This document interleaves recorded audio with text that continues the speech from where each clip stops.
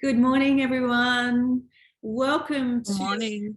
Good morning. Welcome to our career chat session on finding casual work and part-time work. We've got a couple of students here to join us. We've got a guest speaker coming in a little bit later. And before we kick off, so my name is Bec Brown. I'm working here in conjunction with the Postgraduate Association. We have Alison Watts here, who'll give a little intro in a minute. And we also have Joe from the amazing careers team. And if you don't know about what they do and also what the Postgraduate Association can do for you, they're going to give you a little bit more information, because we are conscious that, if you're listening to this recording, that there's so much information that comes through your emails, and there's amazing services that can help you. And if you get the opportunity to listen to this, you could just find out a little bit more about how both of those teams can help you. So I'm just going to pass it over to Alison. Thank you, Alison. Thanks, Bec. Welcome, everybody. My name is Alison Watts. I'm here on behalf of the Southern Cross Postgraduate Association, and we've been working in collaboration with SCU Careers and Bec to bring you these workshops. I think they'll be of good high value for students, and we've got a series of workshops coming up. So what I might do is put a few links in the chat box for you so that you can see where the recording will go onto our YouTube channel. Also, next week, we're doing another collaboration workshop as well. And that's an interesting one. It's, career chat for high degree research students and, finding out about career options. So I'll post a few links so you can check out what we're doing. Thank you and enjoy the workshop. Back to you. Thank you, Alison. Thank you so much. I'm now just going to pass you all over to Joe, and he'll tell you again, just their service is there, but just in case you're not aware of all the resources and opportunities for appointments and all the things that they can help you with, including some of the tools for finding part-time casual work, and I'll pass it over to you. Thanks, Bec, and thanks, Alison. So I'm going to jump in and just do a brief introduction to the Careers and Employability Service. So I just want to let you know that we exist.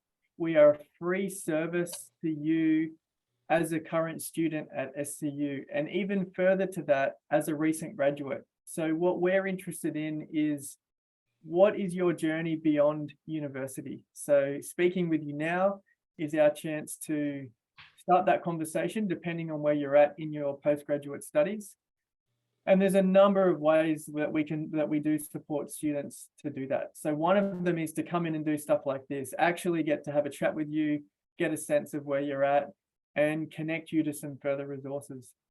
So given that you're attending or have registered, so listening to this recording at a later date, I'm going to follow up with everyone that's enrolled in this one, and I'm going to provide some links to all of the resources that I'm going to talk about. So don't worry about capturing all this right now. You're going to get all the information on how to do that. So one of the main ways we connect with students is through appointments. So we're really lucky at SCU that we get to have one-to-one, whether it's face-to-face, online, or phone appointments.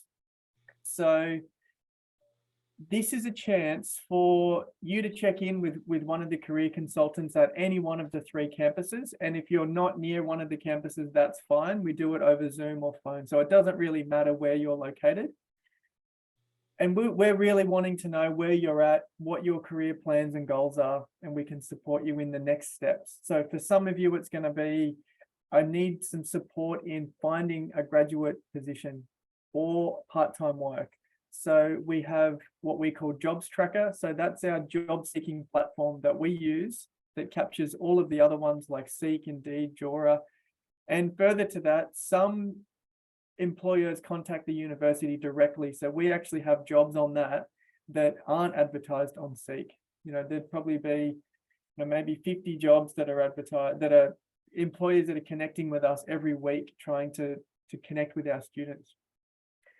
So that's sitting there, and that's going to be in the email that you're going to get. So if you wanted to have the one-to-one, there's the appointments there. If you're looking at like job seeking type stuff, the link for that is there as well.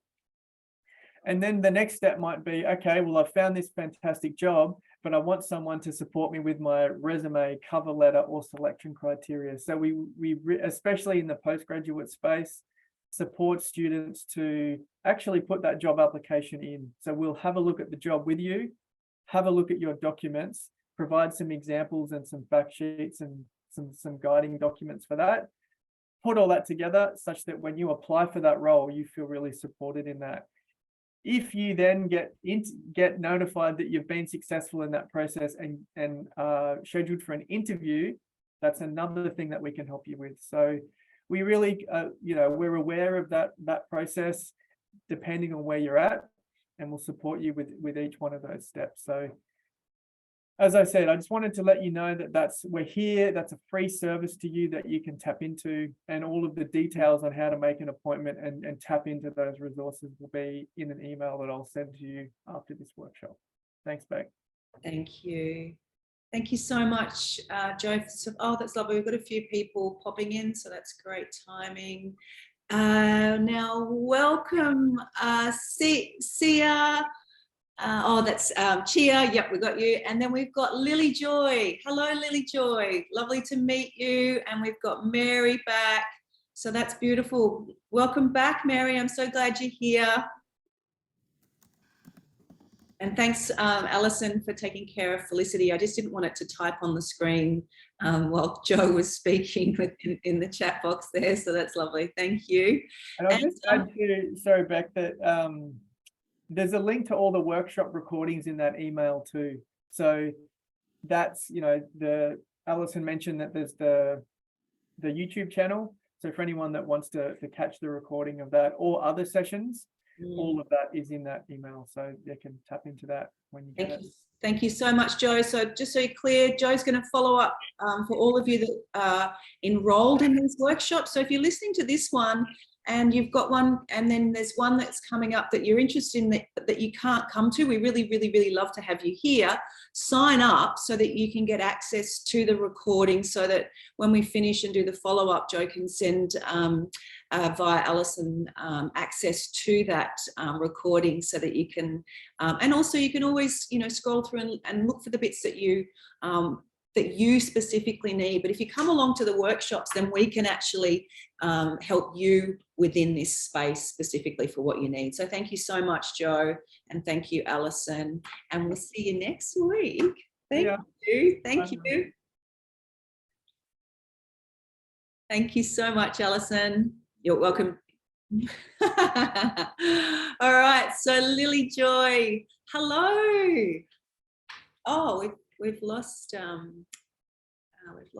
no, okay, beautiful. So before we kick off, given that, and welcome back, Mary, what I'd like to do is, because there is the three of you here, and you're a snapshot of our postgraduate students, I would like you to write down 3 things that you would like to get out of this workshop, because we can tailor this. I've got a whole stack of stuff behind the scenes. We've got Avishka coming in a bit later on. And while you're doing that, I'm just going to pop up the welcome to country. So just grab a piece of paper or on your phone, wherever is handy for you. I just want you to write down 3 things, or if that feels too hard, what motivated you to seek assistance and taking that wonderful leap to come and join us here live.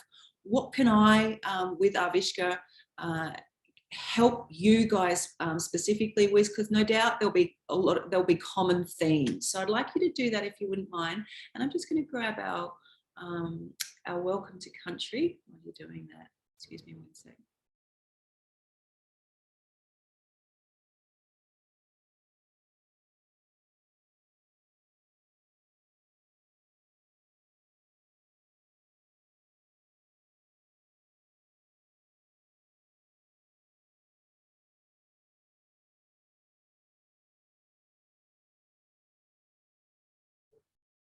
So 3 things or a couple of points as to why, what motivated, what particularly was it in our advertisement that attracted you to come along this morning? And for those of you at home, I'm pretty sure that we will cover some, if not all you need for this workshop. Sorry, excuse me one sec.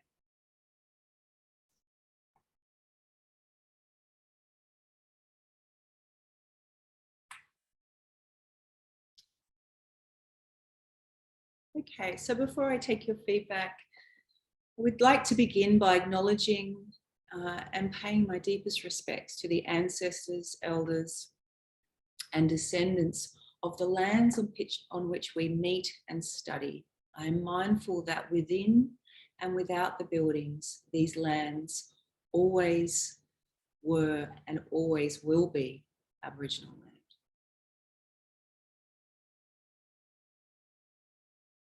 Thank you. All right, so would you guys prefer to type it into the chat box, or if you feel comfortable to turn your mic on? I want to make sure that it's you know, feels safe for you. I'll start with you, Chia. Chia, would you like to would you prefer to type into the chat box what you're looking for, what you'd like me to focus on today?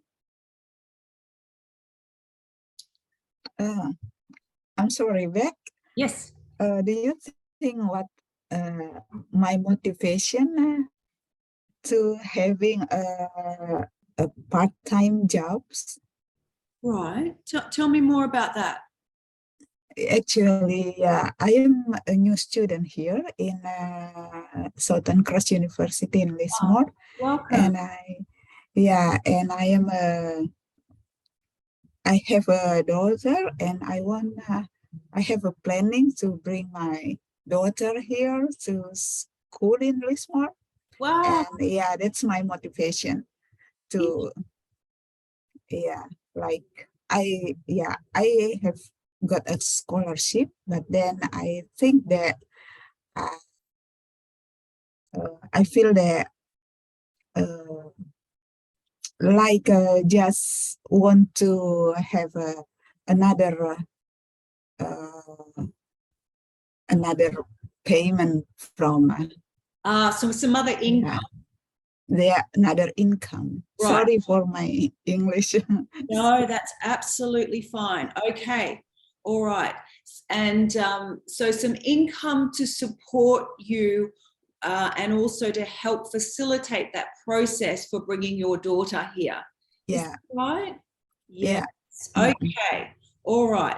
And I'll dive more deeply into that. And so, and into the specifics of that a little bit later on, but just tell me which parts of that particular process of finding work, part-time work here, that's what this is about, but we'll tailor it because it will all be useful one way or another to for our postgraduate students related to careers and work. What would be most helpful for us, for you to know by the end of this workshop, in terms of, do you want to know about the types of jobs you could do? Types of jobs, okay. And and also what is the requirements for international student to involve in a appropriate job? And also maybe the casual one. Yes, okay, cool. Yes, and how about cover letter, resume? Do you have those sorts of things? Yeah, like not only like language. I mean like if we want to get involved in the in a casual job, not in a yes, okay, not okay, great, that's really helpful, thank you. And not full time. Yes, okay, that's fine. So tell me about the course that you're doing. A PhD. Yes. In in the Faculty of Science and Engineering. Yep. PhD. Yeah, just started. Actually, there will be a lot of focus and works. Yep. But that's why I need only a casual one. Yep. The casual job. Okay. Yeah, full time. That's great. That's really helpful. Thank you. Thank you. Thank you. Thank you, Bec. And Mary, you're back, which is just awesome to have you here. One of our rock solid. We've had a couple of people come in and out, and so at least that gives me some general things to talk about. And Avishka will, as I said, he'll be here a bit later on. Mary, tell me, coming back in here, joining us, tell me what is most helpful for you, for me to focus on. You're doing business. Yes, I am. Yes. What would you like to get out of this session?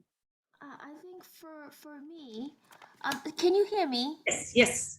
Okay. I think for me, it's like just trying to see or get the best way or the best approach to finding a casual job. So I just Okay, really great.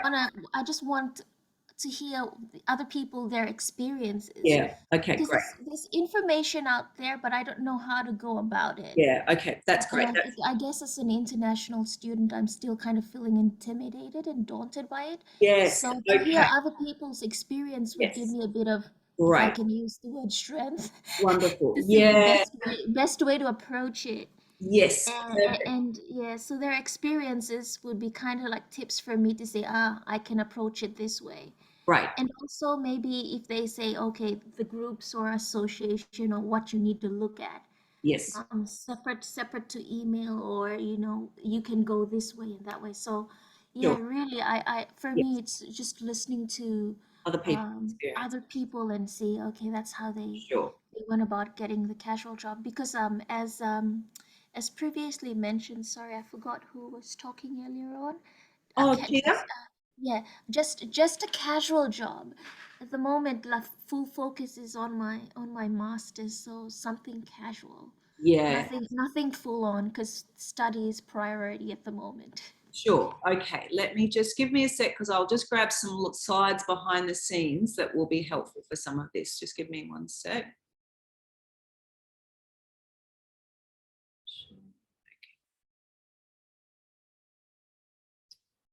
So I've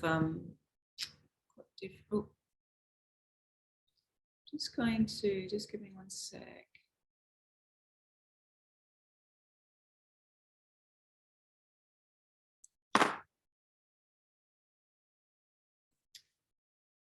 Just going to pause the recording. Just one moment while I get the appropriate slides that we can go through to highlight some of this. Just one sec. Hi everybody, we're back, and we're talking about we're starting with ways to access that casual workforce. And as I just highlighted a minute ago with our participants here in the session, the SCU Careers Hub has amazing resource where employers are coming to them looking for people to fill skills gaps. Sorry, Chia, tell me.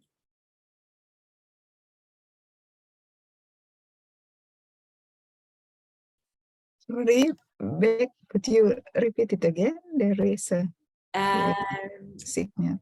Yeah, you're fine. I can't remember what I was asking you, because I thought I had the response. We were talking about where actually in the market, where are the jobs, and the one of the best places to start looking for a job is in that immediate network. So the Career Hub, SCU Career Hub, they have jobs in there. Oh, I was asking Mary, whereabouts are you located, Mary? Sorry, I was going to answer and you went straight to Chia, so I sort of went silent for a moment out of politeness. Yeah.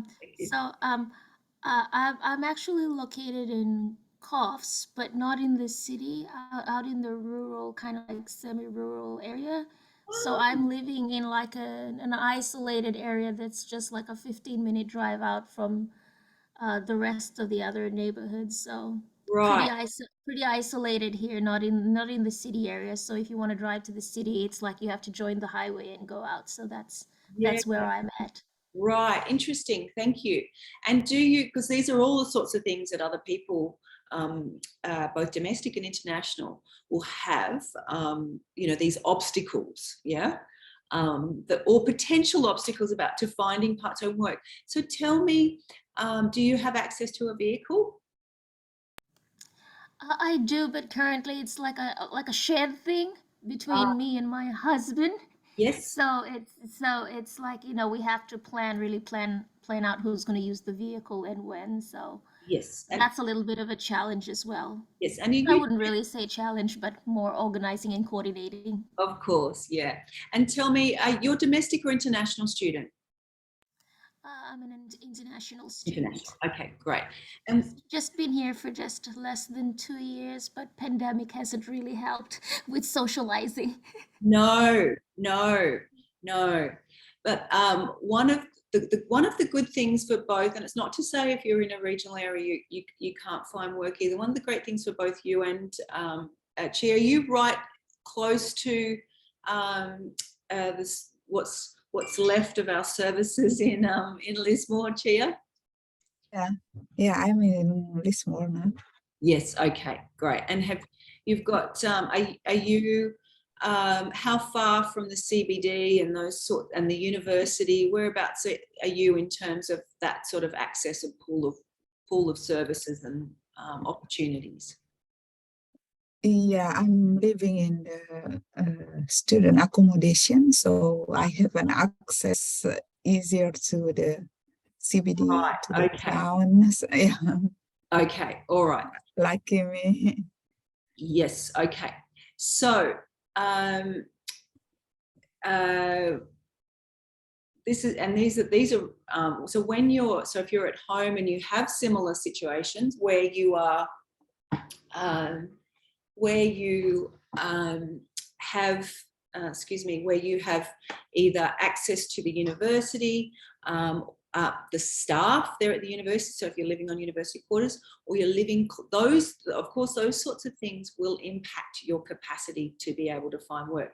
So for those of you, if there are people at home that are living, you know, near the Gold Coast or living on the university quarters and doing study, one of the other, which I haven't talked about yet, because while we're talking about opportunities and where the opportunities are, is actually on campus.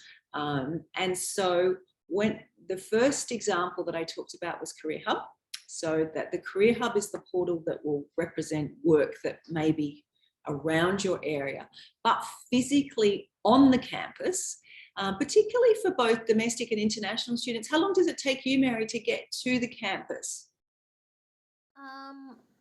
It's a pretty quick drive, like once we get on the highway. So that's about 30 to 40 minutes, and then we come into the city.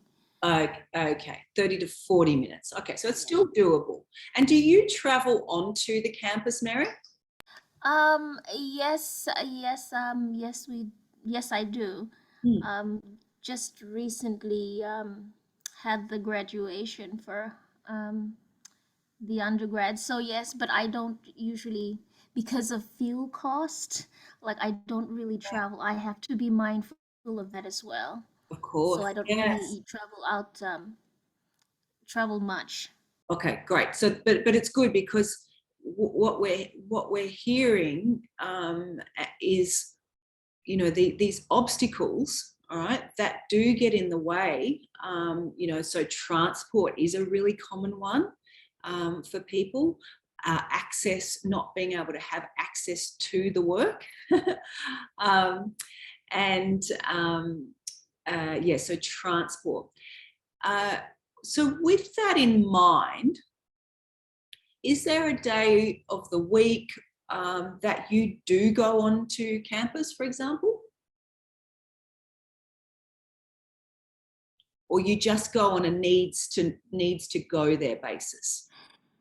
Yeah, like if I need, well, where I'm at, if the internet is a bit sketchy, Yes. then I go to the school campus Yes. and go to the student lounge, and I use the facilities there. Okay, good. Great. So that's the only time I feel when I need to go to the campus, when the internet service is really not Okay, cool. working right for me here. Yeah, perfect. Okay. So, and let's just tailor it around you guys, because, you know, I think much of the things that we'll talk about will be relevant for both of you. So in your case, Mary, what is the ideal situation? So if you could have an ideal part-time work, would it be in the city? Would it be when you're on campus at the uni? And same for you, Chia. Would you be doing something online, working with one of your lecturers as a research assistant, because it's good coming back to these networking things, or would it be doing working down on the campus in whether it's in the student association, helping other international students? Is it working because many of our international students have worked in the international office in paid capacities? Or is it that there are, and I'll go through a few more, there are a range of other jobs on university campus, which I'll share, you know, for those of you that are listening at home, because some of these may be ideas that people haven't yet thought of. So for you and Mary, what would be the, Chia and Mary, what would be the ideal situation for you in terms of a job to help you achieve your goal of being able to bring some family out here to Australia? And the same for you, Mary. Your motivation is for, I guess, to have some to improve your financial circumstances. Is that right? Yes. I guess for me, well, being in a semi-rural area, I'd like one in the city where to connect and communicate with other people. Yeah, right. Okay, cool. And I also didn't think of the other option, but, you know, working with other student groups in the school as well. I think those are two really good options that you mentioned that and that's why I didn't consider. Yeah, and that's why I wanted to run this workshop, and that's why there's probably people at home that didn't realise there's one of the best resources for international students to find work is through other international students, or on campus, or through the Career Hub. So it's actually in that internal bit rather than at home looking on Seek. It's much more of an internal opportunities that are there. Does that make sense, Mary? Yes, it does. So something for me to think about. But yeah, for me, I guess it's really going out and just experience.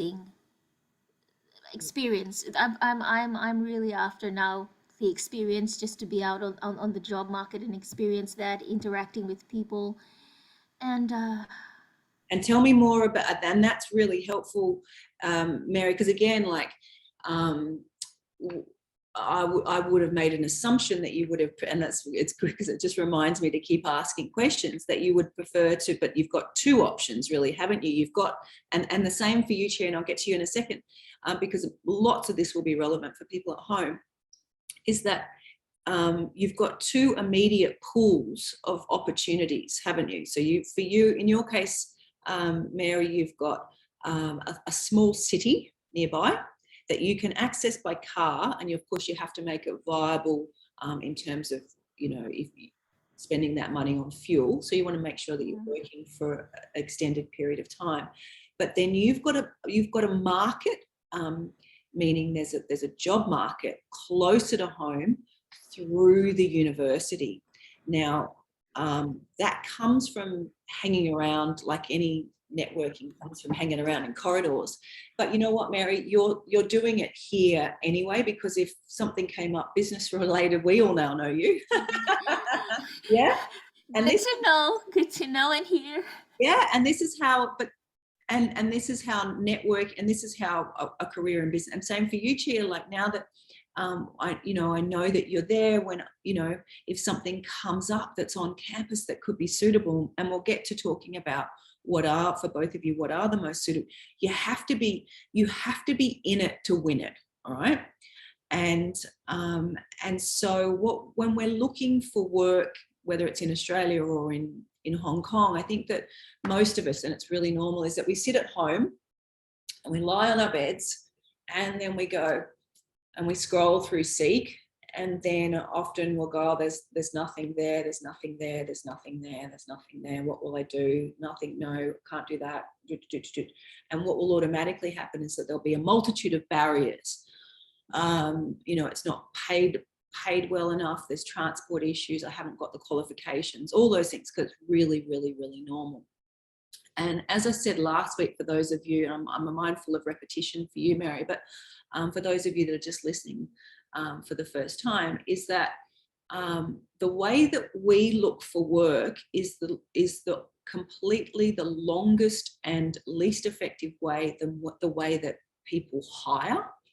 And so employers are hiring through, so for example, at the Gold Coast campus, and I'm sure it's probably the same at the COFS campus, the international office there has international students working in a variety of different capacities. And so in international student support roles, they have like international student like mentors. Most of them are unpaid, but there may be some paid ones now. And those students got those jobs from hanging around in corridors. And it can be hard to, when I say hanging around in corridors, you're there to study. But if you're on the campus, then whenever you're on the campus, go and have a chat to the people in the student association. So you'll have student association will be on campus, both campuses, both Lismore and actually all three. So you have a student representative body. You'll also have the postgraduate association, which is these guys, and anything comes up, well, you guys will be top of mind. And then you have, if you're a domestic student, you have the international office. Then there are other clubs and associations, and now that the pandemic, it's not over, I'm still recovering myself. If I seem a little bit like I'm struggling, I keep losing my voice. So, but as we're coming out of isolation, and like Mary's saying, connecting, there will be increasingly more opportunities, and evidence of that is that the world is up and running again, and there are all these positions that can't be filled. So for you, Chia, tell us about what would be an ideal location. Let's start with ideal location for you, or if you think about what you, and then I'll tell you about how that could look. So for example, tell me what you would like to do as additional work, and then we can talk through what where there are gaps and where there's need to and ways that you can make money here in Australia, and ones that might be suitable areas of employment that may be suitable for both you ladies and for those listening at home. But tell me what you would like to be doing when you're not doing your incredible study in your PhD in engineering, wasn't it? What would you like to be doing? Yeah, as Mary also said before, actually, I want to get experience, because that's the most important thing to increase my my self-confidence, because as international student, Yes. I feel like I come in the new environment, in new meet with new people, which is bit different from my country, so I have to adapt to adjust with the new situation. So for at the moment, I just want to get experience first to improve my confidence, and then so the ideal for me is I have to focus on my study first. That's why the casual job that I need is maybe like 2 days a week or 1 day a week. Not every day. That's what I can say now. Okay, perfect. And so you are asking, just to as a side note, you're asking, there used to be limitations on how much international students can work, number of hours. That has since changed, and as far as I know, you can work unlimited hours, and I don't know anything, but please correct me if I'm wrong with that. It used to be, I think from memory, it was 14. It was small. I think it was 14 hours a week, which made it really, really difficult. They have lifted that, as far as I'm aware. So 2 days a week is a really nice balance. And Mary, tell me, and welcome. We've got Suha here. Hello, Suha. Hi. How are you?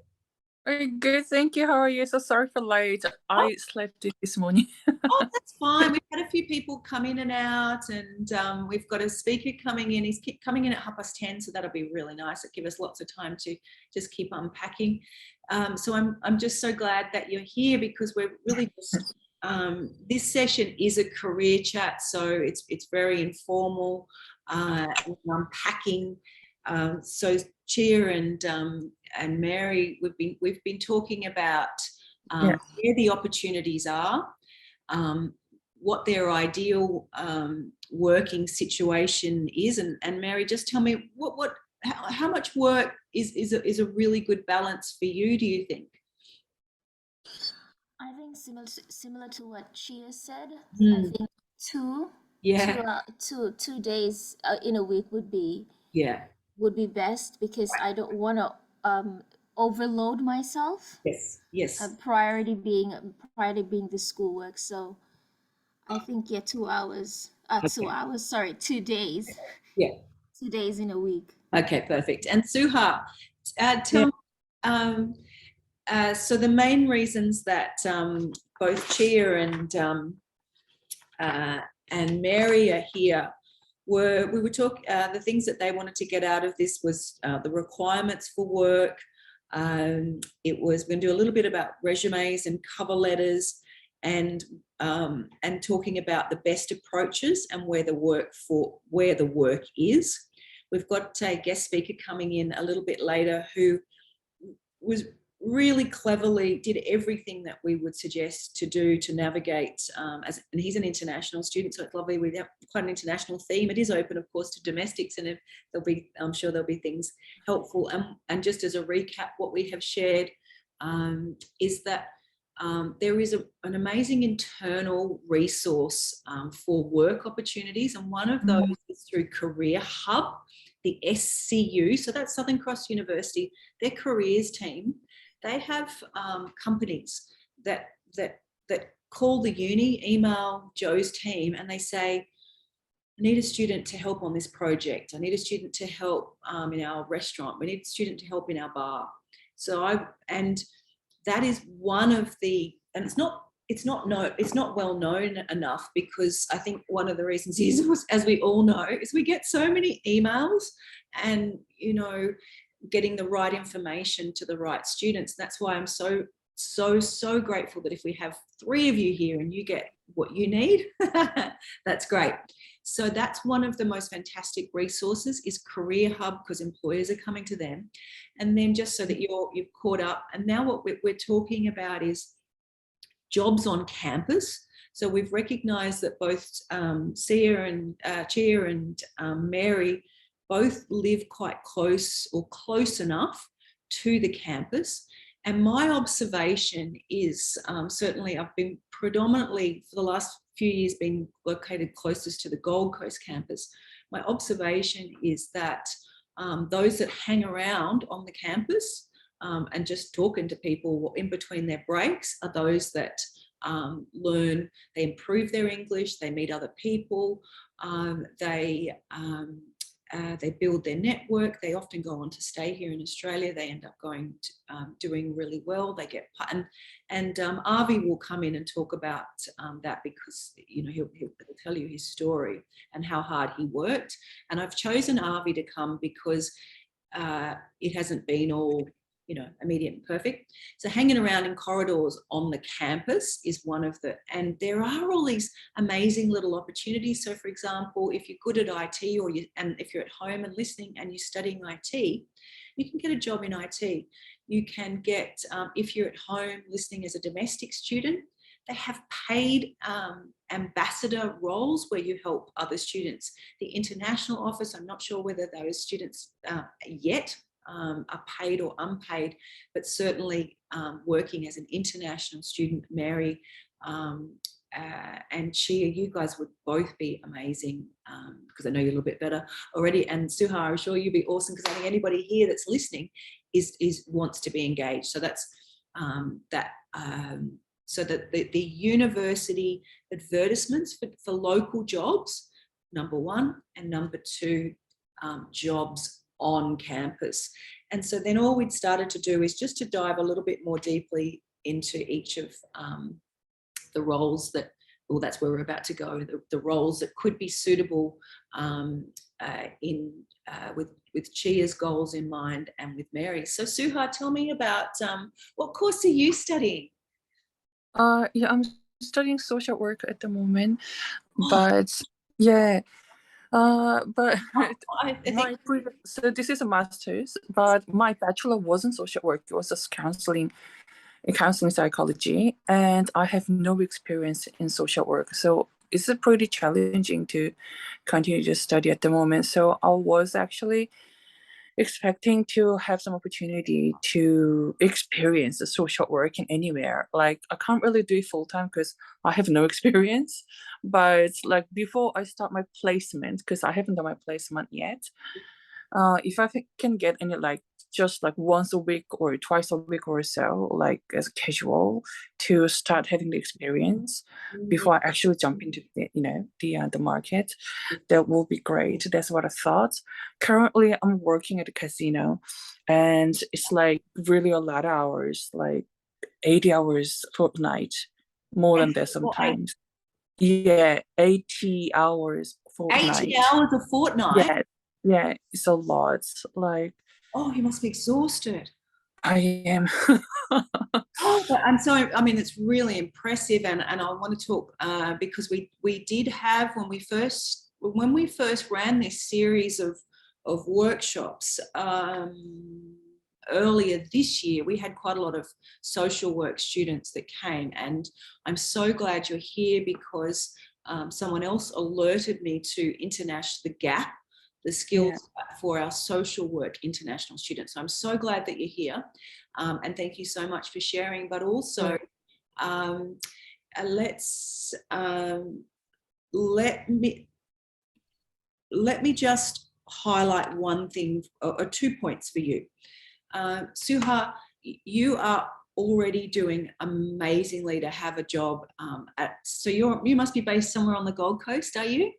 Yeah, I'm in Mermaid Waters. Wow. Yeah. Okay, cool. And so to be working, and you're at the Star Casino, are you? Yeah. Yes. Amazing. So although it sounds like it's really, really hard work, let me just highlight for you so I can help you reframe your own story about lack of experience, but then also hear, I guess, the compassion and my understanding about what you don't have. But let me tell you what you do have. I think what often happens when we're looking for work and trying to build our careers, we become quite downtrodden, and we seem to remind ourselves, and also the employment market reminds us what we don't have rather than what we do have. And as we're going through the journey of transitioning into the work that we want, what we need to keep having people remind ourselves about what we do have, so that we can keep putting that forward. And it's a really hard thing to do because it keeps telling you don't have it. All right. So what I want you to do, Suha, is to remember what you what all of you do have. And if you're listening at home, you've got motivation, all right? Because you're here listening, yeah? You've got a huge amount of motivation. You're already working for a brand, all right? Now, whether you work, and this will be helpful, I imagine, for both Chia and Mary and anybody that's listening at home.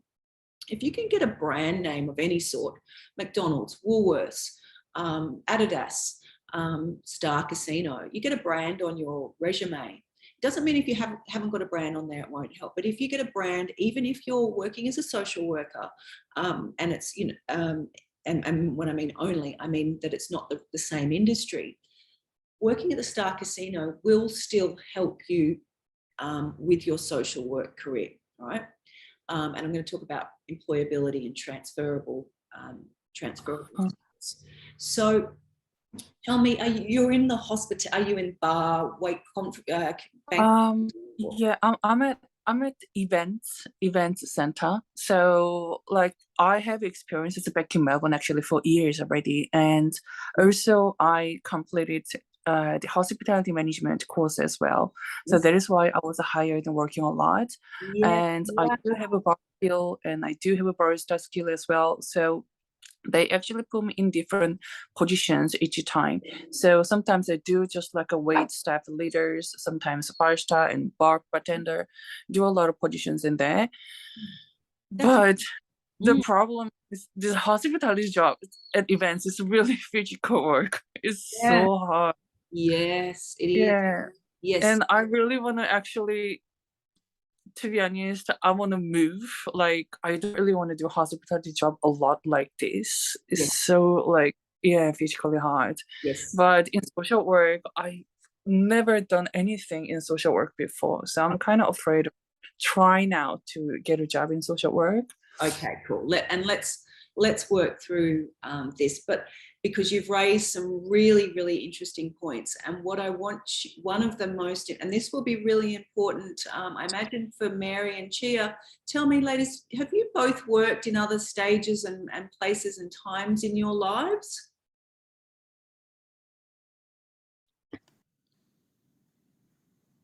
Yeah, you can go first, Mary. Okay. Sorry. Okay, I was just waiting. Yes, I have.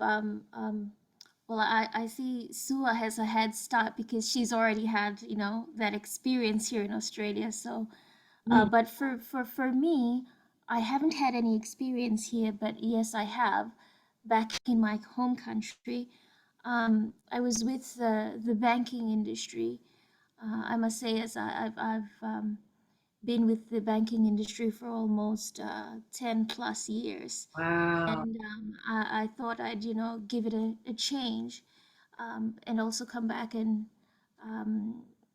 start, you know, with my studies, never too late. So hence I came here. So yes, that's just a portion of my background, but still, I guess coming to another country, you still have this sense of intimidation. How will I adjust to the culture? What is it like? What are the job options? And as you said, when you look through the jobs and you think, okay, what are the requirements there? And you see all this list, and it becomes a little daunting and also intimidating as well. Good. Okay, great feedback. Thank you. Thank you, Mary. And maybe if we don't get there today, and I offer this for anybody that's home and listening, and for the three of you that here at the end of this series, I'm offering in conjunction with the Postgraduate Association one-on-ones. You have that service ongoing through the SCU Careers team. It's really just, it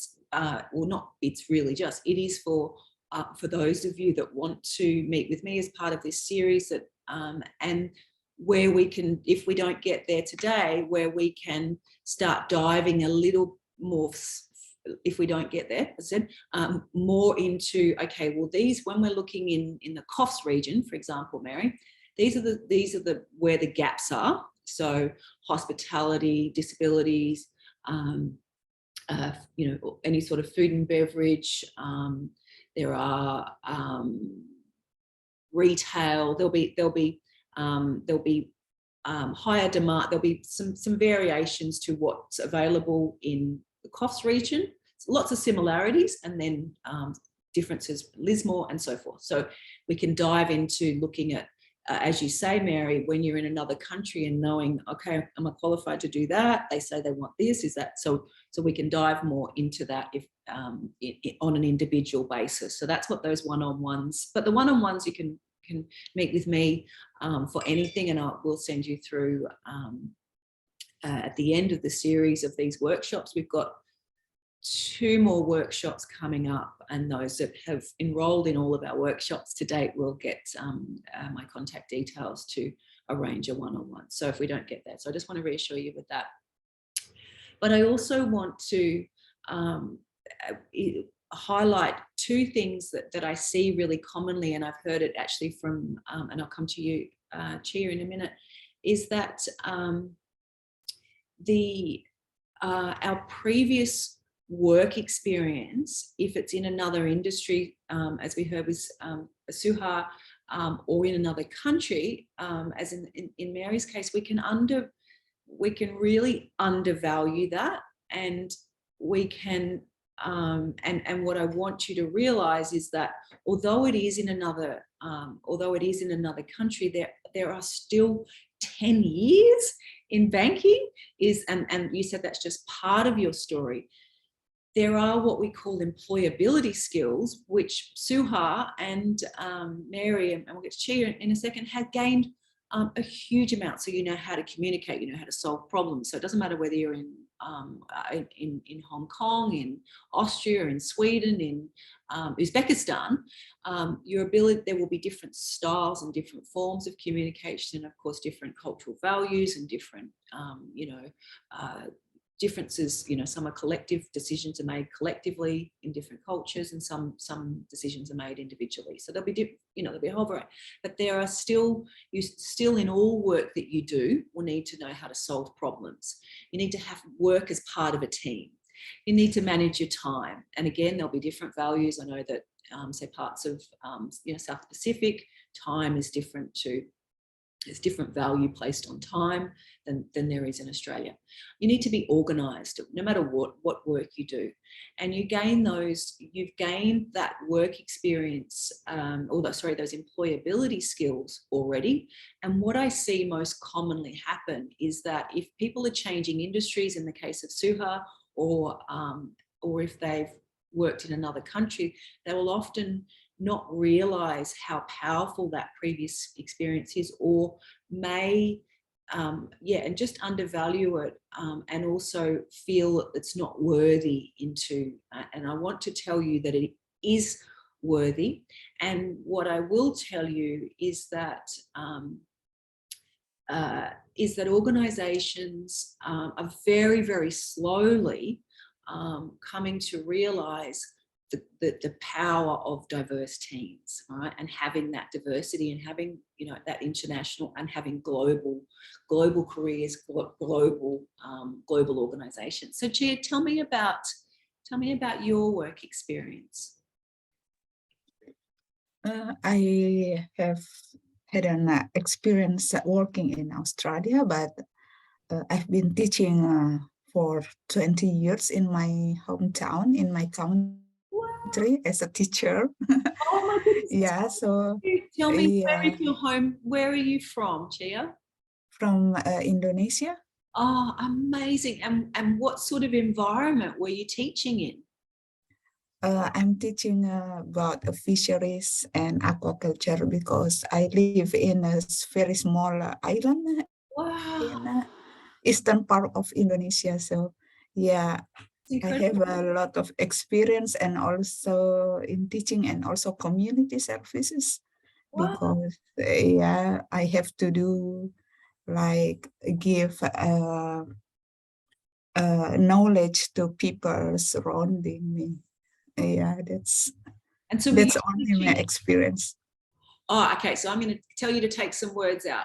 Take out that word only, And then I want you never start by saying, I don't have experience in Australia. I want all of you to say, I have X number of years in banking, X number of years in teaching. And it doesn't, because what happens is, and it happens in every case, if somebody has a disability, they'll be conscious of that and afraid that that may be a barrier, or if they have, if they're a female going into a male-dominated industry or vice versa, they'll carry that in.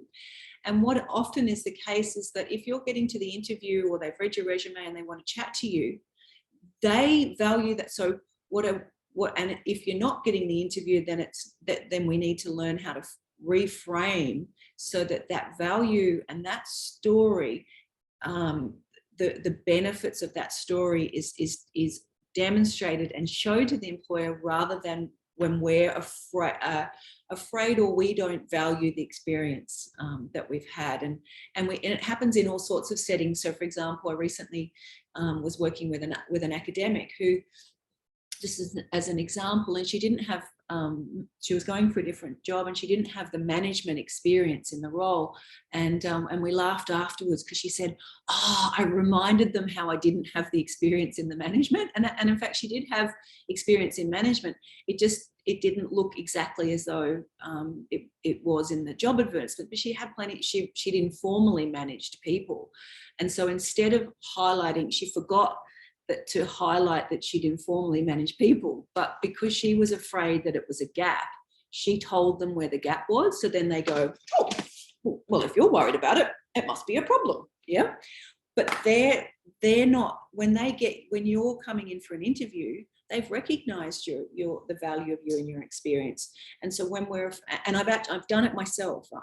I'll share where I we kind of dob on ourselves about something that they don't even know is something to be, we feel where there's and it's human nature, where there's a gap in something we don't have. So I want you to think about when you're putting your cover letter together, your resume together, and when you go to that interview, I want you to think of me, annoying lady from the workshop who started losing a voice halfway through the class, is that I want you to remember what you do have rather than what you don't have, all right? Because you have so much, everybody, even if, we found that all three of you hadn't worked here in Australia, you still would have done, assignments. You've been to school where you would have had to work in teams, you play sport, activities in the community and so forth. Let's take, is that helpful? Is for all of you guys in terms of remembering, So Bec, if I can maybe say so. Please do before we really, I shouldn't limit myself. Yes. Right? Okay. Yes. So and I should remove the words only have experience in that. I should also, because that will and not focus so much on not having experience here in Australia. So I should just base it on also my past experience. So I have X number of years in that, and this is how I can apply it in the current job situation. 100%. And I love that. Right.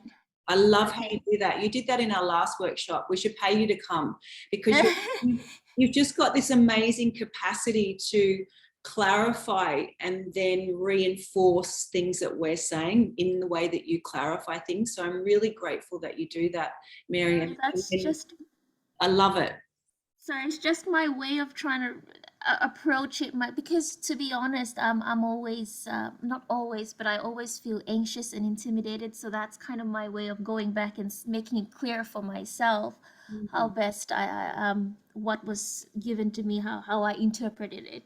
Yeah, and it's a beautiful, and do you remember actually from last week, David actually, when he was talking, and we had another guest speaker here last week, when he was talking about how he increased his own profile as an international student, and he said that he asked questions and sought I don't know that he used the word sought clarity, but he actually, and I've actually been in a meeting with him in a different capacity because he's in employability facilitation, and I've watched him do that, and it's quite similar to what you do. So it's really powerful, Mary, and it's a great strength, because what you've helped do is you've almost affirmed and helped remind everybody of the key tool of what I've just said. So I'm really grateful for that. But it's quite a powerful, and it's one of your strengths. So there you go. Let's take a 5-minute break. Avi will be here in about 10 minutes. So Suha, he's in, although he's not, and I want to talk more about your social work, because I hope that there are some international students and domestic students in that social work space, because I want to talk about, we sort of touched on it a little bit earlier with getting relevant part-time work and transitioning into our careers, and then, that industry specific work. So I want to come back and talk more about that, which perhaps we'll do before Avi comes. So just take 5 minutes, and we'll see you soon. Thank you so much. Let's go.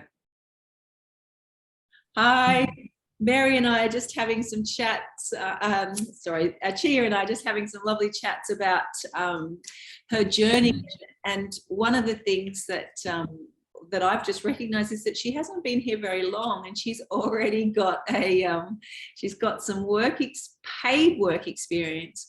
And what she highlighted and reminded to me is that, outside of going and looking for work, she really reminded me about, meeting people here and meeting people through that network, because this opportunity that she's been given has been immediately through her network.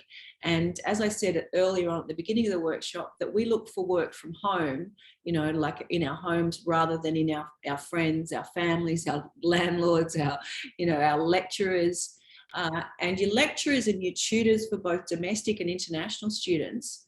They get opportunities that come over their desk, and they're not probably going to promote it to every 3,500 students they've ever known. They're probably likely to hand that opportunity over to somebody. Oh, Claire, have you seen this? That they're looking. So keeping those connections are really, really important. Suha's back, so that's great. And here's Mary. Fabulous. Hello. Oh. Okay. So Suha and Mary, Avi's going to be here in a couple of minutes. He said he's just tidying a few things up, and so what I thought we'd do is I'll interview him, and get him to tell you his story. Just scribble any notes, anything that you'd like to ask him, and Chia and I were just, as part of the recording, we're just really talking about that network that we have, and that immediate network, and what that looks like. Also at the very end, Suha will talk about the social work and some of those points you raised that I mentioned. I talk about it around the technical skills versus, how do you get experience for that particular field, but also learning to highlight what you've got. So to do well in so for example, while we wait a couple of minutes for Avi to come, for example, although you haven't been employed as a social worker or in community services or in that capacity, working in hospitality, you are needing to ensure that you are mindful of your customer, mindful of how that customer is treated. So they're a client, and so when you're a social worker, you're going to have you will have clients, whether they're clients in the community or individual clients or a group setting, they will still be your clients. So in hospitality and any service role, we all know that in order to keep a client, we treat them with respect. We ensure that we are professional in our approach, in our language, in our behaviour, There are codes of conduct. As part of working for an organisation as large as the one that you're with, you need to follow policies and procedures and protocols. So when the same will be, and you'll probably know from your social work study that there's a lot of compliance and there's a lot of requirements for your work around behaving ethically and ethical practice, person-centered approach. So ensuring that you take care that the person that you're working with is at the center of the work that you do. So many of those roles and those activities, although it's a very different setting working in hospitality, there are still many skills that you will have developed. So for example, working in social work in the community, there will be all sorts of problems. In fact, in any work environment these days, there's problems. So your ability, so when you're working in a fast-paced environment like a casino or any hospitality or retail organization, you need to be able to think on your feet. So if you're working with a client who perhaps in a social work setting who is unwell, for whatever reason, and that interaction suddenly changes, skills that you have gained from working with people that have had too much to drink, for example, in a hospitality setting, those skills of being able to communicate effectively, to again solve problems, to be persuasive, to be respectful.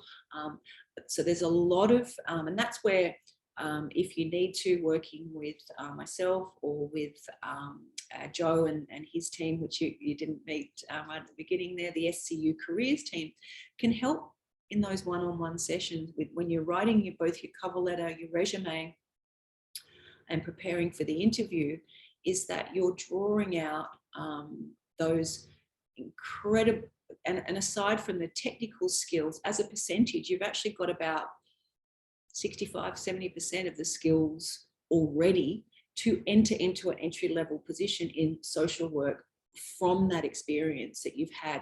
Although you're learning some of those technical skills through your study, and then you're going to build on those technical skills for social work when you go out on your placement.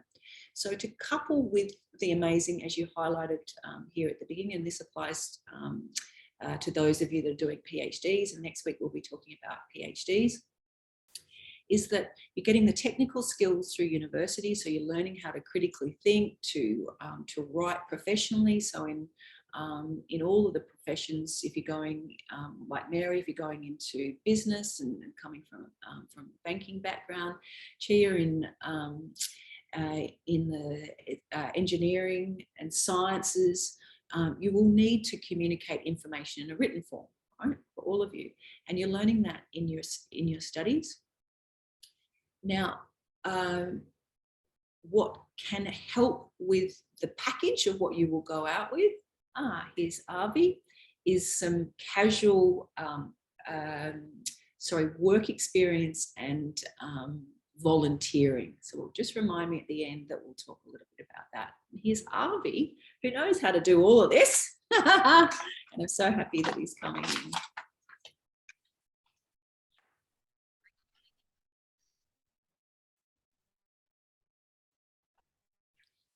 Hello, Avi. Hey, how are you? Oh, so good. So good to see you. Lovely. Good to see you too. So we're recording this session. We have a few students here on board. We've got about 25 minutes, just under 25 minutes left of the session. So I would love it if you just start by telling us the course. Just tell us your story in say 5 to 10 minutes, and then I'll ask you some questions, and I'll get the if that's okay, and get the some of our panel here to our student panel to ask you some questions. Is that okay? Should be fine. Is the camera okay in portrait, or would you like me to turn it to landscape? That's fine. That's fine. Should be okay? Yes. Yeah. No, all good. Thanks for the time, because the sunny Launceston just turned into gloomy Launceston this morning, so I had to fix the lighting. Yes, I didn't mention. So Avishka is dialing in from Tasmania. and he'll tell you the story of how he came to be in Tasmania. So please take it away, Avi. Thank you. As you know, I started off my journey here in Australia through Southern Cross University 8 years ago. So did a master's in tourism and hotel management. Then started work for the Mantra Group, and from the Mantra Group, started off as a casual working as a food and beverage attendant. Then moved on to working in the Mantra Group head office in the reservations team, and then got a full-time opportunity to come down to Tasmania as an assistant manager, and then started off as a res agent, then became an assistant manager, and then worked my way up. Throughout these last 5 years, I've done a couple of roles where res agent, assistant reservations manager, assistant front office manager, then front office manager. And after 5 years of Cradle Mountain Lodge, I've just recently, I think about a fortnight ago, moved on to Launceston, taken up this position with the You SEBO. were up in Cradle Mountain and now you're in Launceston. Okay. Yes, after our last session, we were talking about a few moves. So moved on to Launceston, started to work for the Eco Group again with the SEBO as a rooms division manager, and I've just started this position about a fortnight ago. So this week would be the end of the fortnight. Thank you. Wow. That's why there's a few things in progress. There's still, the house isn't set up yet because I've just got the house on lease and everything. But it's an exciting change. Wow. But it has been a journey in the last 8 years. Yes. Moving from sunny Gold Coast to Tasmania, and then moving through different positions and getting things done. But overall, it has been exciting. But I have been in hospitality and tourism through and through. And one of the reasons, in fact, the primary reason that I wanted Avi to come along is that I've had the beautiful, as I mentioned at the very beginning, I've had the good fortune of working with hundreds and hundreds and hundreds of students. But what I watched Avi do was, can you just take us back to when you got, Avishka was on the Gold Coast and doing his postgrad it was tourism hospitality, yeah? Mm-hmm. Yep. And tell us about, so you had no work experience here in Australia, you had great work experience from back home, yeah? Mm-hmm. Mm-hmm. Tell us about that really difficult time where you were transitioning into work in Australia, and you started with the pancake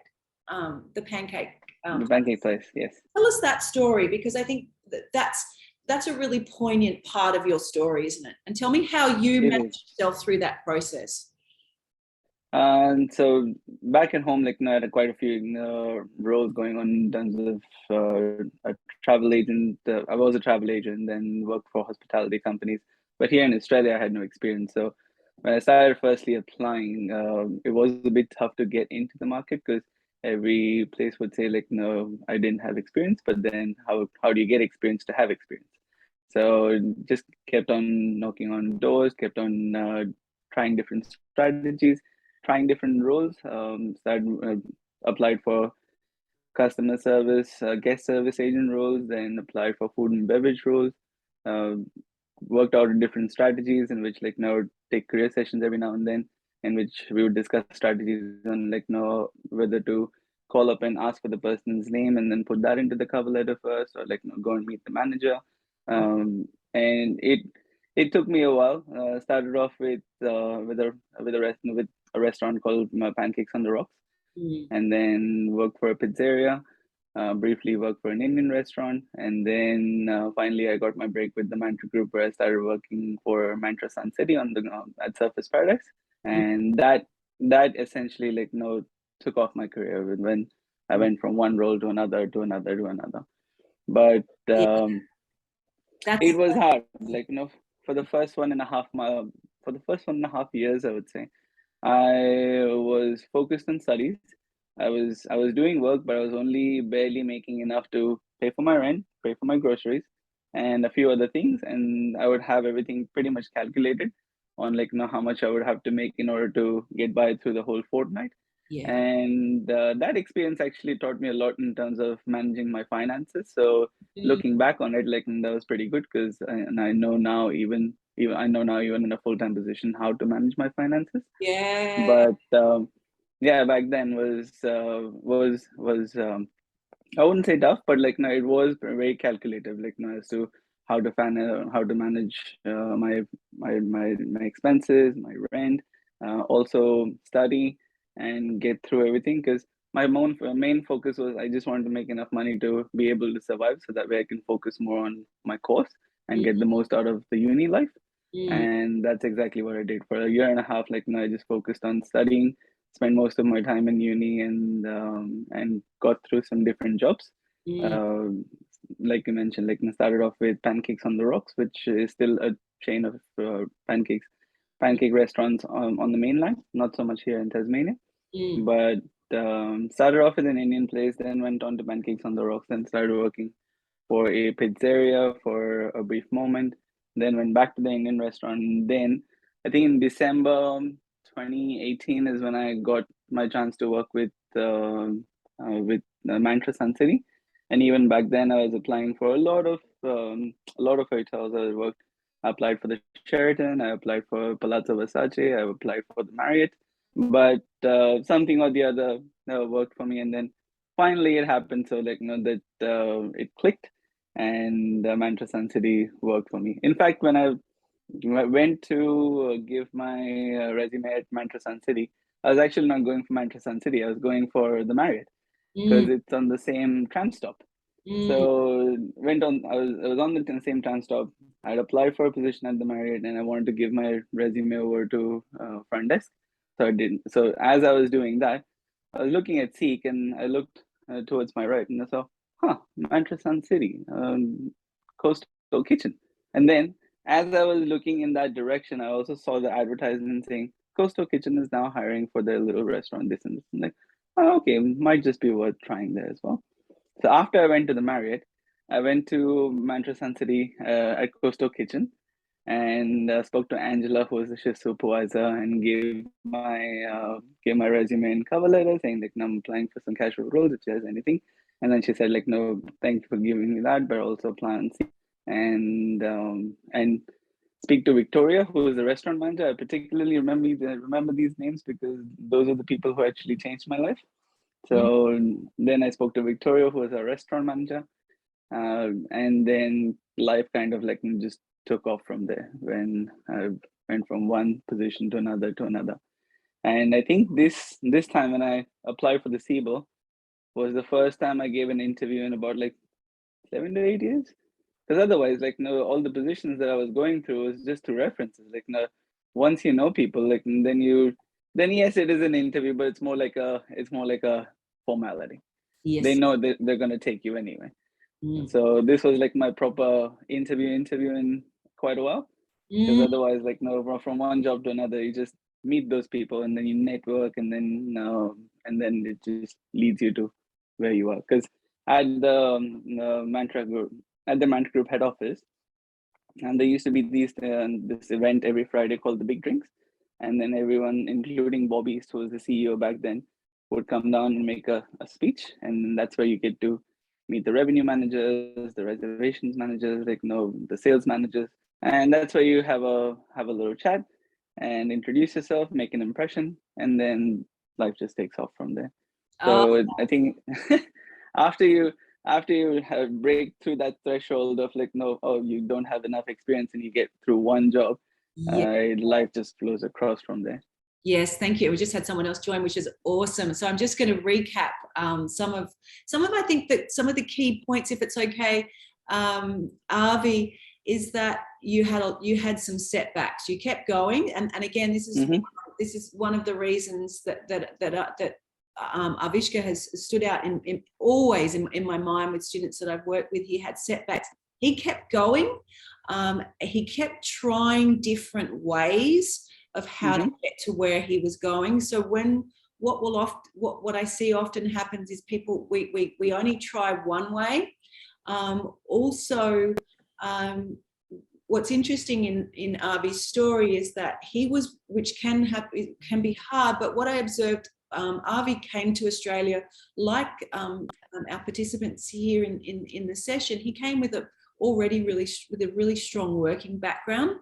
But what he did was he went and did whatever he had to do and it doesn't have to be everybody doesn't have to do it this way. We were just chatting earlier and somebody's sort of going across the line straight into research and going that way.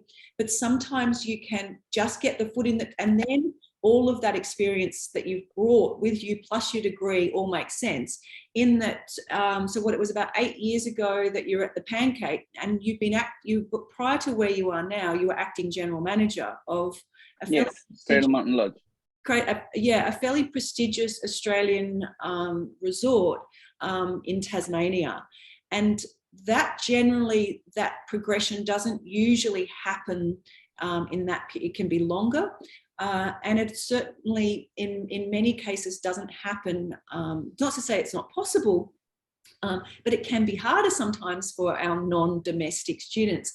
But Avi wouldn't actually have had those roles had he have not kind of just, I guess, keep going through those setbacks and the trying different ways and asking for help. So Avi would come and chat to teams, different teams, and really engage in the process, which again, it's so hard when you get knocked back. At some point we kind of give up, and so instead of giving up, you take a rest. I watch Avi little take a rest and gather his, and then he'd come back and find another way. Okay, that didn't work.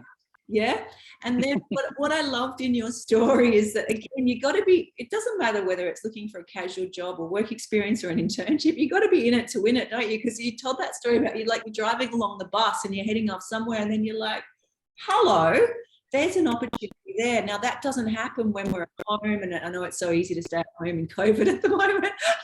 you got to get out there on the bus, and then you're like, or like Avi says, since in more recent years, he hasn't been having to do a lot of interviews because he's been really strategic about making himself known in his area where those people are. It's obvious, it's a small community there, isn't it? And so going to those little networking events, so in Coffs Harbour, that could be certainly really helpful for you, Mary. You've already started the process by doing it here. Suha, jumping into, hanging out at that Gold Coast campus.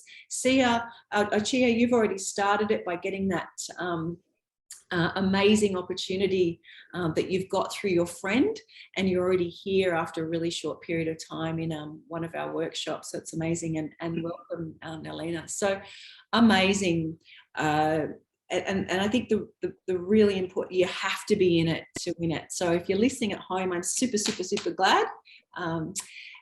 Please, what questions, I'll go around. Mary, do you have anything that you would like to know? We've got about 10 minutes. I'm sure Abby can stay 5 minutes longer if we go over 5 minutes. It should be fine. Okay, beautiful. Mary, do you have anything that we talked at the beginning of the session about what you really wanted to do was to hear other people's experiences and approaches. Tell me anything you would like Avi to help or perhaps have a go at answering for you.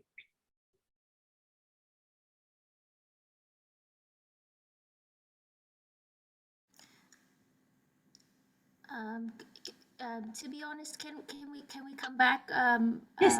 I'm still processing my thoughts, so I want to come. I want it to come out right. I'm just still thinking. So if you could give me a minute or two, and then sure, maybe Sure. You always have such beautiful words of curiosity, and so you're absolutely fine. Chia, do you have anything that you would like to ask Avi about in terms of doing his resume? He's the master. Resume, cover letter, because we talked at the beginning about those. Anything you would like to know specifically from Avi, having him been through the process, or transitioning to permanently living here in Australia, around the visa, any of that, so those sorts of things? Yeah, thank you, Avi, for your suggestions. It was a very good experiences how to get many jobs in different towns in Australia. So my question is how to build connection, like because connection is very important to having a job, to know news and information about the casual job or part-time job or full-time jobs. Great question. Thank you. And probably to hear it from someone that's doing it. And yeah, please, great question. Thanks, Chia. Very good question. Networking and making connections is absolutely important. As the old saying goes, like, it's not what you know, it's who you know. So firstly, if you want to make connections, you need to know which areas you want to make connections in. You need to have a direction. You need to know what sort of connections or what industry you want to build connections in. And say hypothetically, like, talking from an hospitality background, say if you wanted to get into the hospitality background or and this you could apply the same formula to some other industries as well. If you wanted to get into some hotels, you wanted to get into some top-end restaurants, or like any place that you wanted to go, building connection is an online and an offline thing. You can choose to build connection online through LinkedIn or through Facebook or any other source that you get introduced to that person with. But it's also very important to take that connection offline. So once you build that connection online through LinkedIn, say hypothetically, ask them a question saying like, hey, thanks for connecting with me on LinkedIn. I've looked at that, you've been in this area. I am interested in this area. Would you happen to have, say, 10-15 minutes of your time anytime this week or next week just to mentor me? 9 out of 10 chances that that person will either accept a phone call or like say, hey, why don't you I'm available at this and this time. Why don't we just meet up for a coffee? And that's how you build that connection. And then once you meet that person, just go to that person just as professionally as you would go for an interview. So probably don't go too casual, just not to go too formal as well, because you're not going for an interview, no need for the jacket and all, but if you just have some smart casuals on, that's fine, just to make an impression. And then once you get that opportunity of connecting with that person, you want to ask questions in a way that the other person thinks, this person's got potential. If something like this comes up in my department, I might just give this person a try. Because even employers, from an employer perspective, they don't want to go through hundreds of applications on Seek. They would rather have someone whom they know would do the job to get the job done. Because most of the times, when managers are hiring people, that's when they want a good team member to join their team. And say if you already built that connection, so say if you on the Gold Coast, I met Christopher de Clausey, who was a front office manager in was a front office manager. I'm forgetting the name of the Mantra property. Everything to do with me is Mantra. But I met him through LinkedIn. Then I said the same thing, can we take this connection offline? Met him, and then just asked a few questions about how to get into reception, what kind of skill set do you require, what PMS do you use, what's your hotel inventory, what is the management agreement for this hotel. That's what got him thinking, this guy is really interested in hotels, and he's studying Masters of Tourism and Hotel Management. I didn't end up working for his team, but then I ended up indirectly working for the team for a person whom he knew.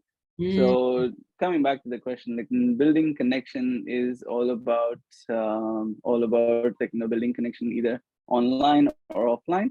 And once you build that connection, it's very important to not let that connection die. So say if you feel that the connection that you made with someone is a potential for your future, potential for to meet with someone in the future, you would also want to keep that connection live by say sending through a gratitude email, or sending through, or just dropping by and saying hi, or asking for another session for mentoring, things like that.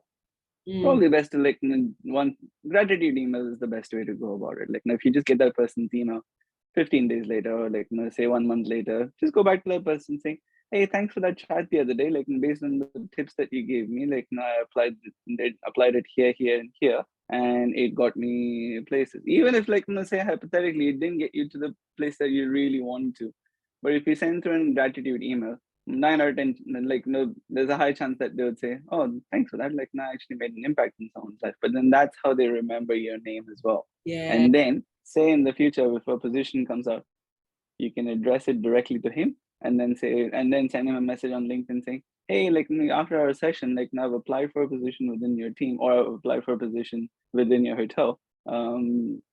Is there any chance, like, you can, like, get me to an interview stage, or like, can you help me, like, get into the hotel? And obviously the front office manager knows the food and beverage manager, who then knows the housekeeping manager, who knows the GM, and then they'll be like, oh, I actually, like, had a word with this guy, and like, he's really good, like, might as well, like, give him a chance. And that's basically how you build connection. And once you build connection, then you keep on knowing people. That's amazing. Thank you. And it's like, it's so good to hear it in in a practical sense about how you lived and went through that process. You talk quite a bit about the online to offline bit. Tell us about, like, you mentioned at the beginning about, and then I'll open it back up to the others here. You mentioned at the beginning about how you go to these events. And so, for example, a couple of the guys here live in, relatively small, like, regional areas.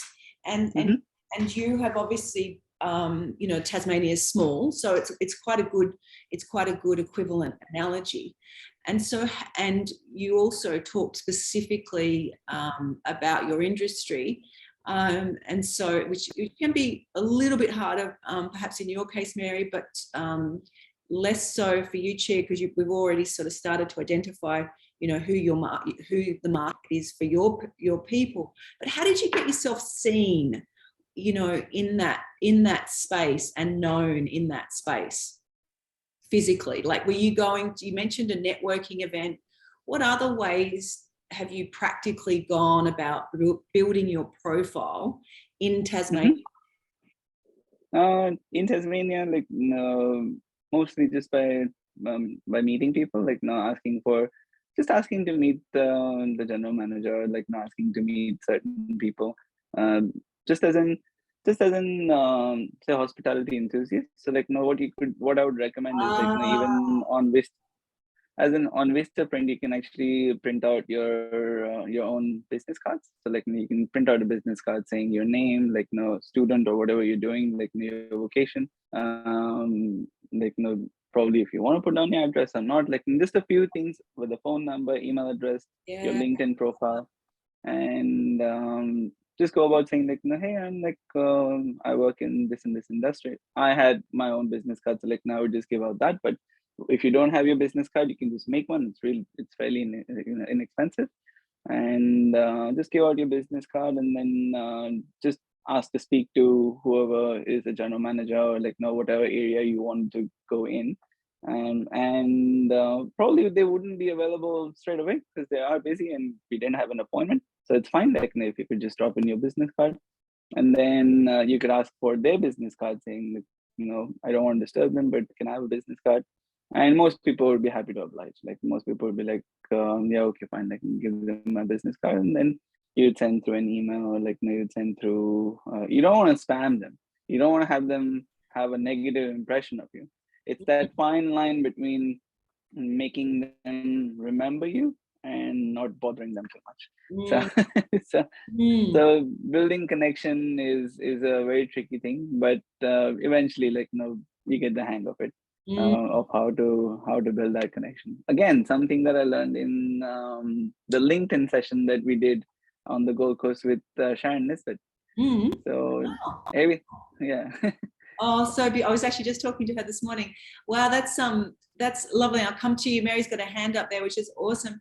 And you just reminded me again why I brought you here and why you stood out to me, because you reminded me of some of the things that you did, is that you were really courageous. I think, in terms of like you had this incredible resilience in terms of like, I'm just going to do it, I'm going to do it. I've got nothing to lose. And you were quite almost like you were methodical, but you also, which I think can be really helpful, is that I observed that you didn't take the rejection and give up.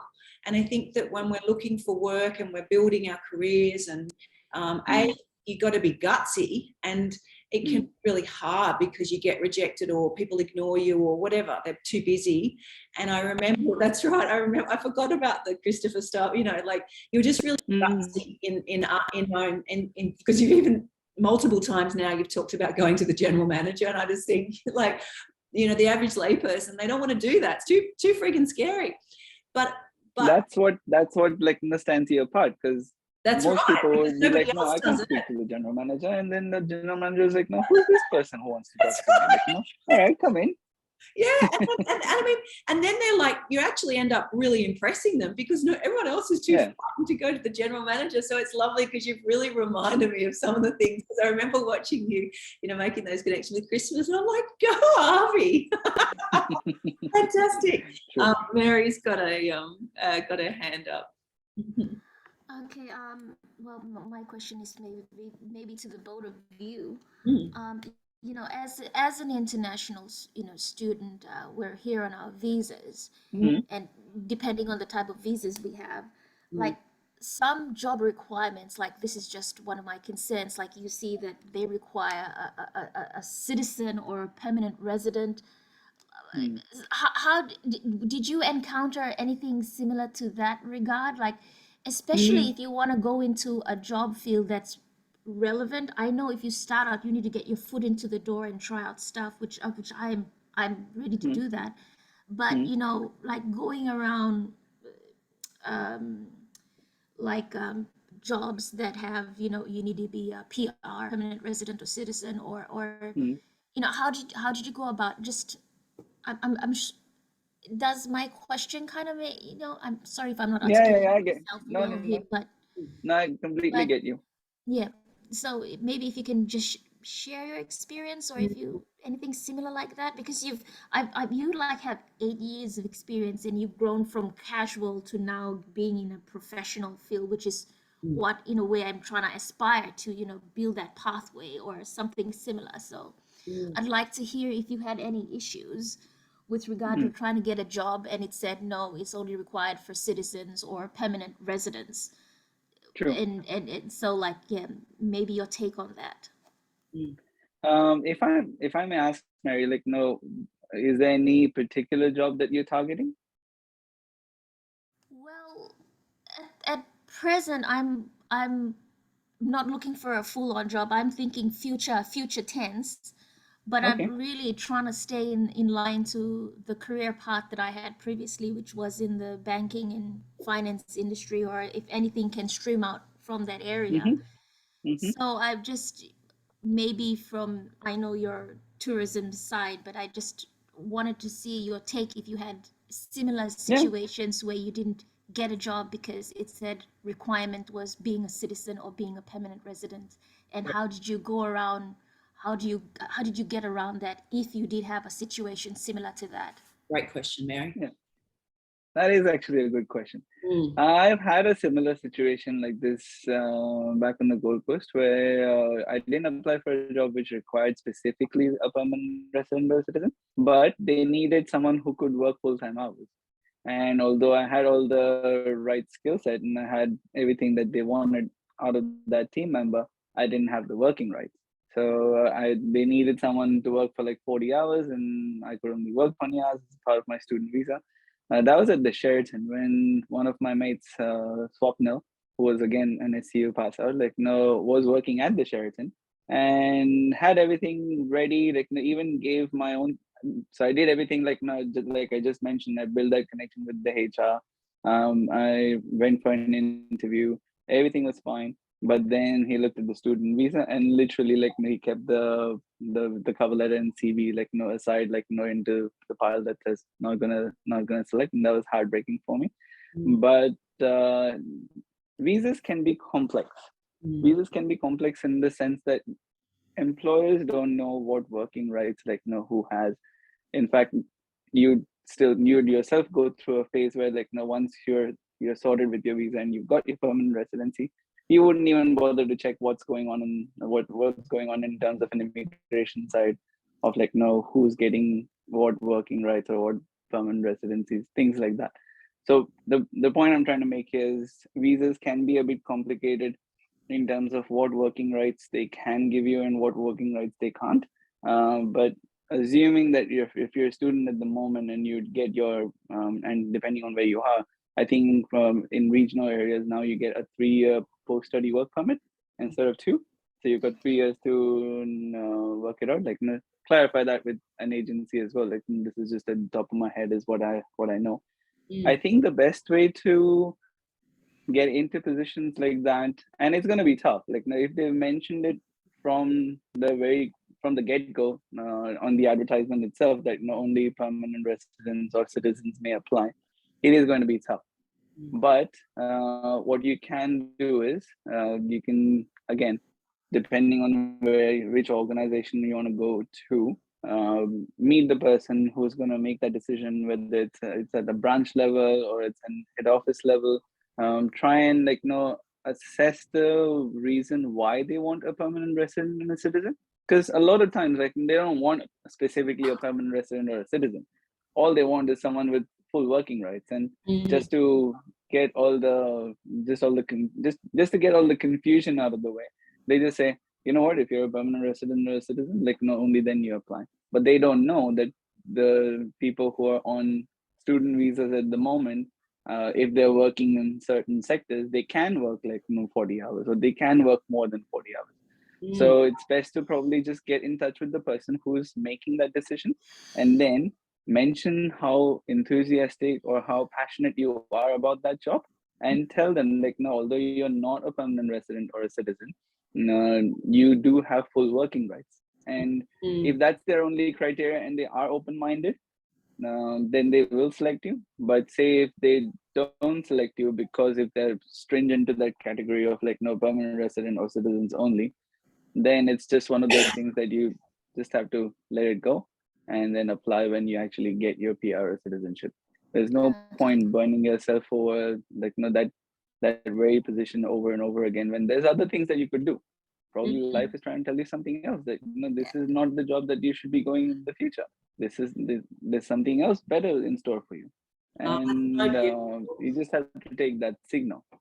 But yes, 9 out of 10 times, like, no, all they want is just someone with full working rights, and just to avoid all that confusion, they just say PR or citizen only. But they don't need a PR or a citizen only. There's no job that requires a permanent resident or citizen, unless it's in some sort of like a medical field where like you need to do some sort of like a police history or things like that. There could be very niche jobs which absolutely require permanent residency or citizenship, but most of the jobs they just want someone with full working rights. That's it. So yes, it will be tough, but if you, like Rebecca said, in my case, like persistence is key. You just gotta keep on trying. You just gotta keep on trying. You can't give up. And if they don't select you, it's not a judgment on you. It's just the fact that in that instance there was someone with the same skill set, but with their criteria of like, no, oh yeah, he's got permanent residency. Let's just get him or her in. Yeah. But if you keep on applying for that same job and that same job keeps on coming, then you just gotta keep on applying. Like, you've got nothing to lose. Like, at the moment when you're applying, you don't have that job anyway, right? Like, if they say no, what difference is it gonna make? Nothing. But say if they say yes, that could be a life-changing moment. Yeah, thank you. There's so many amazing points in there, and I'll come to get your feedback on all that, Mary. I just wanted to recap a couple of things that I think in that last bit, great question that you asked, are absolutely critical. And I just want to do what Mary often does really so well, is does a bit of a recap. So one is that you really want to focus on having full rights to work in Australia, and that language is perfect. And the second thing is that I would say, particularly in the climate that we're in, which is very, very, very much in favour of the employees as opposed to the employers. It was a very different climate when Avi was going through these big hoops. It was the power shift is has changed so much. So he had much higher barriers to work than, so it is because employers are so desperate for staff now, they're much more open than some of those barriers before, which is amazingly helpful for you guys. My suggestion would be to reinforce what Avi has said. If it says, needs PR, I would still go for it. And then as soon as you start, and in that cover letter, to express really early on, so that they don't decide it based on your name or something else in your address or something else that you write, that you don't have full, that you say really early on that you have full work rights to work in Australia. Okay, that's a great tip. That's a great tip. Throughout the cover letter, throughout the application, don't mention that you don't have a PR. Just keep on mentioning that you have full working rights in Australia. Full working rights in Australia. Great stuff. That gives me hope. Thank you. That's 100%. So powerful. And I think that other couple of other points I wanted to reiterate from Avi is to keep going, and that persistence, and to not take, that I highlighted before as one of Avi's greatest strengths, is to not, exactly as he said, that it's not necessarily anything to do with you. It's just that someone else is easier. I've just had a situation with someone I know in a very senior role who hasn't gotten the job, but my observation from afar is that they've just got somebody that's easier to employ in terms of they're already in the system, in the environment that they're in. And so I think that not taking it personally, because it is really hard, easier said than done. But Avi's success has been based on just going, all right, and then trying something different. So I just wanted to recap. I'll pass it over to you, Mary. I'm just conscious of time. So please say anything you'd like, because you've been an amazing help to us here. So great question. And I think that was my question, which was based around citizenship and permanent residence. But when you mentioned the, if I can put it, tip as to full working rights, because as on the visa, there's a bit that says working requirements, and then it doesn't say no work or whatnot. But with what you've said, it kind of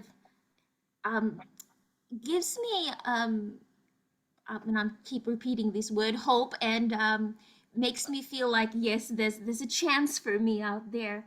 Oh, definitely. I know from the beginning it might not be the relevant job, but just to get my the job that I want, but just to get my foot in the door and then start from there, because I know that's how I will, the pathway for me, at least to start somewhere and then, like you did, work your way up.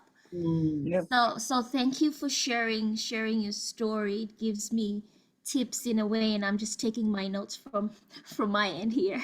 Yeah. So thank you, Ari. My pleasure. If I may suggest, Mary, there's this times when you've done everything in your power and life still walks you down. There's a video on YouTube that you can watch. There's a speaker called Les Brown, and he has this video called "It's Possible." So I think a 46-minute video, but it's a very motivational video. And he says in that video, you should watch that video. That's a very self-explanatory video, and then that tells you how you should just keep on going against all odds. And it tells you how it's whatever you want to do. If you just say it's possible in front of it, it starts to shift your belief system, and it starts to shift what you think is possible for yourself. And once you think it's possible for yourself, it will eventually happen. So whenever you walk down, Mary, just watch this video. It's called "It's Possible," and it's by the speaker. It's by a speaker called Les Brown. So his full name is Leslie Brown. Les Brown is short. Okay. Thanks for that. I'll be sure to search for it and look for it as part of motivation and inspiration. 100%.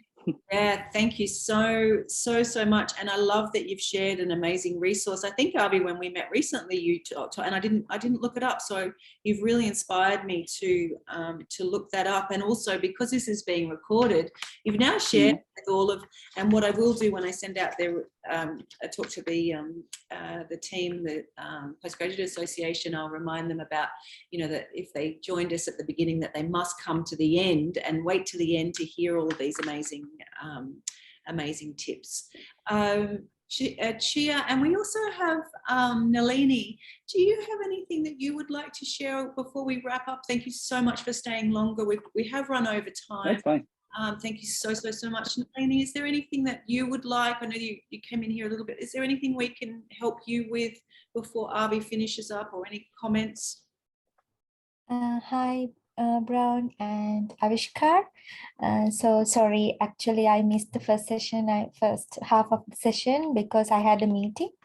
So suddenly I joined the session. I'm so glad. And even in the latter part, I mean the end, it was very productive for me because as you summarized all the things and with the questions, I learned a lot. I hope I can meet you with, another lessons or the sessions covered in SPA. And it was great, very productive. Thank you. Thank you. Pleasure. I'm sure I'll we're going to run some more in November. I might ask, I don't want to burn Avi out though. No, that's all good. That's all good. I might bring him back, particularly around the resume and the cover, or even some of that. We've run a few of the networking ones already, but we've got more coming up in November. Next week we're doing, we've got our PhD, finding work as a PhD student. The following week we've got disability, and then we'll come back in November to run our primary series, which is cover letters, resumes, LinkedIn, and perhaps that would, if you drop, I'll give you much more notice on that one, the LinkedIn, because we could tie a bit more. We had somebody gave me some feedback a couple of weeks ago that they wanted more of the LinkedIn and the connecting and networking on that. So, and you've talked about some amazing examples on there too. So fabulous! I'm so excited, and I'm so grateful that you have the time. Any final Chia, any Nalini, any final questions or comments before we wrap up our session here? You've even given us some great language, full working rights in Australia, because sometimes just finding the language and so the hope. When I was thinking about putting these workshops together, as Mary has said, that when I think about our international students, I want them to feel hope, because we come here feeling hopeful, and then there's some barriers, aren't there? And then how do you find hope in complexity and challenges, or how do you stay hopeful? And it's finding those tools, isn't it? And then honestly, for the next year or so, that's just an industry prediction. From now until the end of 2023, we're still gonna, the country itself is still gonna struggle with a lot of staff shortage. So the next year and a half is more like a labor market. So employees will demand from the employers. The employers won't be demanding from the employees. That's exactly right. So for the next year and a half, I've seen so many people get through positions that they weren't able to before COVID, which now they can, because employers have no choice. They have to work with what they have. So this is actually a really good time for anyone who wants to do a career progression or just want to get into the workforce in general. Perfect time. That's a really hopeful place, and you're absolutely right that it's prime time for our students to be getting any sort of placement, work experience, opportunities, because the power is with the individuals now rather than with the organisations. So that's an exciting shift. But thank you so much. Thank you for sharing, Nalini. We'll see you guys soon. I'll be in touch, Avi. Hopefully you can come along in November for some LinkedIn networking stuff. That would be amazing. Certainly so. So I would be honored. Congratulations on your new job. That's fantastic. Thank you so much. Thank you so much. Thank you. All right. See you. Take care, guys. Take care. See you. Bye, Nalini. Lovely to meet you. Bye. See ya, Chia. Bye, Mary. See you, Avi. Thank you. Thank you, Bec and Avi. Bye. Bye.